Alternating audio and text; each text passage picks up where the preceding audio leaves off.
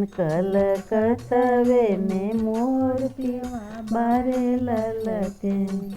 कहाँ ले आइल पुलिस दरोगा, कहाँ से आइल में, कहाँ से आइल पुलिस दरोगा, कहाँ से आइल में, कहाँ से आइल मोर पियवा बारे ललटेन। कलकतवे में मोर पियवा बारे ललटेन, कलकतवे में मोर पियवा बारे ललटेन।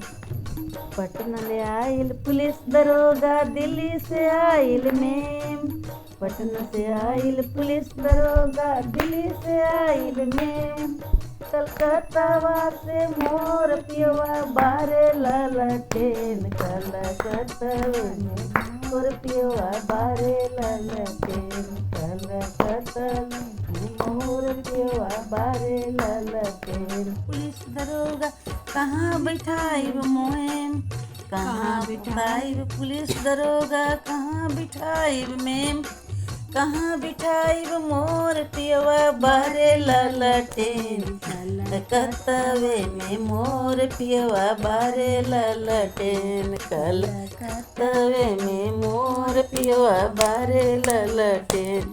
गोरे बैठाइब पुलिस दरोगा मड़वे में मेम, कोहबर में मोर सैया बारे ललटेन। कलकत्तावे में मोर पियवा बारे ललटेन, कलकत्तावे में मोर पियवा बारे ललटेन।